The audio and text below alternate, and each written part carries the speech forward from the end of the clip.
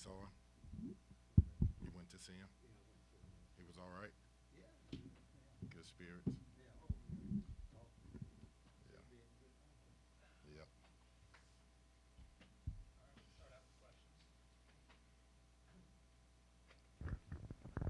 Yeah, Kenny, I guess just talk about Bellarmine a little, and they're a little bit unique to play.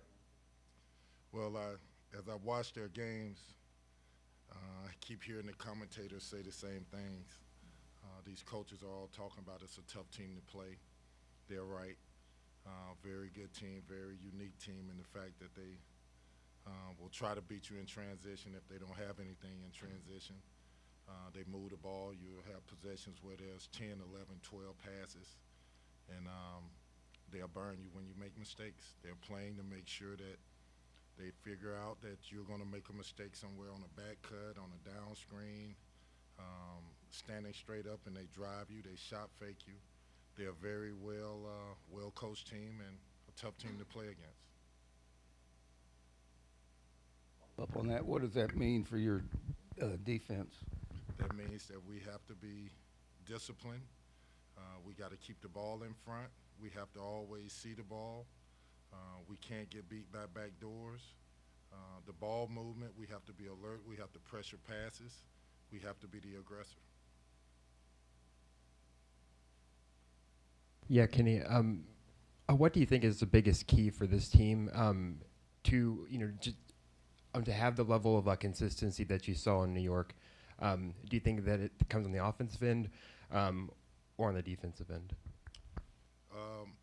I got to tell you, I think it's both ends. I think that we have to be better defensively for longer periods of time. I tell you that we have to make sure that we're all connected defensively, communicating defensively, and then offensively, again, the number one team in the country at drawing fouls, Louisville. Second in the country or third in the country at free throws made, Louisville. We're doing the first part, which is the hardest part of building a team, which is getting the ball in the paint and drawing fouls. Now we got to finish a little better at the rim, and then we got to make sure that when we kick it out, we shoot the ball and shoot the ball a little better, which we're capable of doing. Shane, how many guys ideally do you want to play? Are you getting to a point where you're kind of shortening the rotation a little bit? Um, I think they dictate that at this juncture of the season. I want to play whoever's going to help me win a game, whoever has the ability to step in there and fight and play with toughness and know what we're doing, know your job, do your job, and be consistent with it. You got an opportunity to play here. I tell every player on this team, and I mean this from the bottom of my heart, if you have a jersey on your back, I am not afraid of putting you in a game. Be prepared. Obviously, winning can help a lot of things. Have you noticed a difference in the team's mindset and how they come to practice? Since they did pick up a win. I think that they're at a little bit of on the fence. I think they're understanding how hard winning is, which sometimes we don't really, as fans, as adults, as media, we don't really understand how hard it is. But they're figuring out I can't relax. All these players are good players. Doesn't matter the name of their school. What matters is they have experience. They know how to play. They've been in this for a while. I'm learning this. I think there was a stat that said we were ranked 290 something in experience. Well, who are the other teams that has more experience or less experience than us? Look at that list, and you'll see that we're building something, and it's hard. It's really hard. If it was easy, I guess everybody would be doing it, but it's hard, and we're trying to figure it out. This isn't just another non-conference game because they're here in town. They beat you last year. Do you have to talk to your guys about that, or do they already understand that? We talked to them about it. Had some of the guys that was on the team last year talk to the other new guys about it. For us, for me as a coach, for the coaching staff, look, we want to go out and we want to play a good brand of basketball. Of course we want to win the game. We want to fight. We want to prove to people that we belong and that we're a good team. We want to earn respect. And every player needs to understand what that means. This team happens to be in Louisville, and they're a good opponent, and we got to play well to beat them. Kenny, I think this is the last year you guys are scheduled to play Bellarmine. Do you anticipate picking this series up and continuing up down the road? Have not thought about it. You know, right now I don't think I have the time to think about it. I'm trying to get this team ready for what we got to face in this season.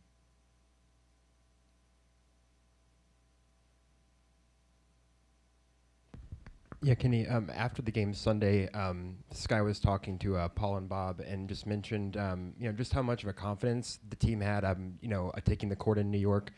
Do you think that that's just because of, I'm hearing you talk about, just how special Madison Square Garden is and just what that does to players. But do you see a difference in this team's confidence level when it's, when it was playing there versus when it's playing here back at home in front of smaller crowds?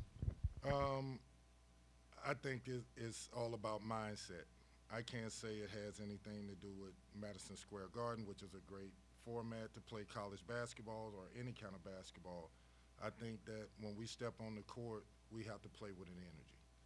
There are no excuses of why you don't play with energy. There are no excuses of why you don't play with a fire, why you don't play discipline, why you don't play together. So I really, for me, from my standpoint, I don't care where we play. We better play hard, we better play together, and we better play disciplined basketball. Kenny, where is kind of the line, or what kind of balance do you have between you've mentioned before you want them to have the freedom, offensively to kind of play through mistakes and all that kind of stuff. And the flip side of that, though, is you maybe having to use the bench as, to teach lessons, and this is how I want things done. A great question. I think that some of it's feel. The line is drawn when it's about effort. If you're not giving effort, I cannot have you on that floor. If you're not knowing what we're doing after we go over it time and time again, you cannot be on that floor. If the other guy is playing harder or competing better than you, how am I going to leave you on the floor? I can't. I need you to learn, but I need you to learn fast. It's unfair at times to young players because they're walking into something that is very difficult, and you can see from a coaching standpoint they're unsure at times, but then there are times they are confident. There are times they are competing. There are times they are. Case in example is Caleb Glenn against Indiana. He went in there and fought his tail off. He played great. He came back. He had played solid against the team we just played, but he wasn't as sure of himself as he was against Indiana. He didn't have the same energy, the same fight. Now, you can look at it and say, and he probably does, and say, I want to play more. Then play with that same energy, play with that same fight. I believe in you. You're going to get the minutes. You just got to be ready, and you don't determine when you get them. I do. So you can sit back and complain about it. This is every player. Or you can wait your turn. When your turn gets called, be prepared. And that's what I'm looking for, guys that are prepared. What are your thoughts on Evans? I think he has taken 2 shots in the last 5 games. He's only gotten 2 rebounds, 43 minutes. Can you stick with him without more production, or you thinking about a core forward? What are your thoughts? I just think Dennis is he's learning. He's learning on the fly. This is really difficult for him.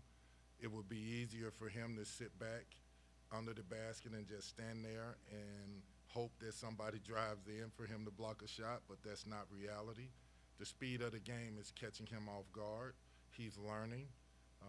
He's digesting it. We met yesterday and talked about it. He's in a good place mentally. He understands that he has to continue to grow, Russ. But at the end of the day, he's a great kid. We need him. So I'm not sitting here saying that I don't need him and I can afford to sit him down. He needs to develop. That's why he came here, to develop, to be a good player. But there's a point in time in this where, he has to watch and observe a little bit and say, okay, I got to get better at this. I got to play lower.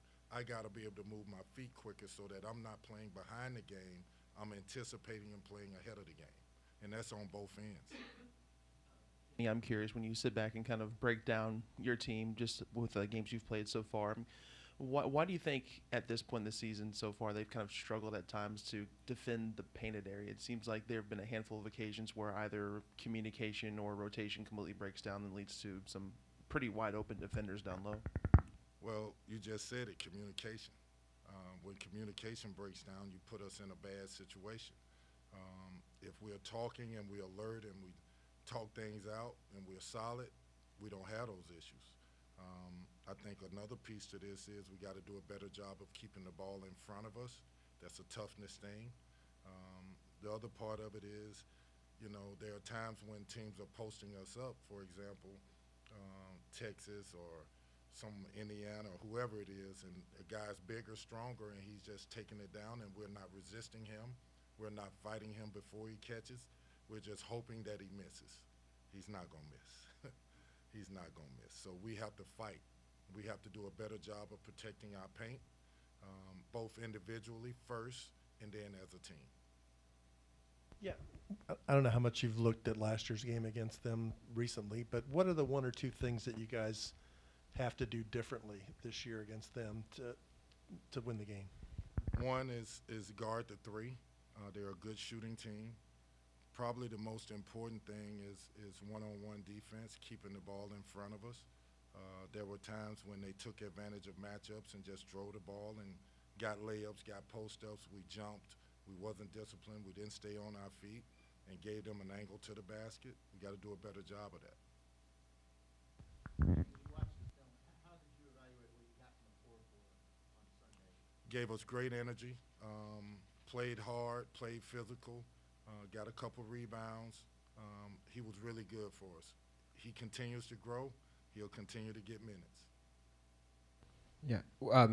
After that game, you mentioned that you needed to see more from Brandon, and that he can be a big reason why this team starts so fast. Was there anything that you saw in the film where you think you can get him the ball more, or try to get him more involved? In ways that he wasn't on Sunday. For me, it's not about getting him the ball to get him involved. It's about him defending, playing with energy, playing with toughness. How about him rebounding? How about him moving his feet? We're switching. He has to keep the ball in front. We work on it every day. Look, we're a good team when he plays well. A lot of this, we're not as good when he doesn't play well. So we need him to play well. It's not a choice. It's not centered on I need to throw him the ball early in the game to get him to play well. He has to fight through, and he has to do it at both ends. Why do you think Mike James is struggling with his shooting, Kenny, and has that affected other elements of his game? Probably in Mike's mind, I think he looks at it and says, I want to make shots, I want to make shots, I want to make shots. For me and for this team, we don't really look at Mike that way. Yes, we need Mike James to make shots. Mike James has an impact on this team just by being on the floor. He brings a toughness, he brings a chemistry piece to this that we sorely need. He brings experience that we sorely need. He is a leader of this team. So he can, in his mind, think, I got to make shots to be productive. In my mind, I'm telling him, you don't have to make shots to be productive. Do all the other things. Obviously, Brandon's done a good job impacting the game early on with his presence on the backboards. But how much does Trey White's presence rebounding, especially offensively, how much does that impact the overall game? I think Trey White is a vital piece to everything we do, and not just in rebounding. I'm asking Trey White to fill up a stat sheet. I'm asking him to get 6, 7, 8, 9 rebounds. I'm asking him to get 12, 15 points or more. I'm asking him to get 2 or 3 steals and 2 or 3 assists. He's that type of player. He's learning about himself. He's really young, but he is capable of doing that. I believe in him, and he's a vital piece to everything that we do. Thanks, guys.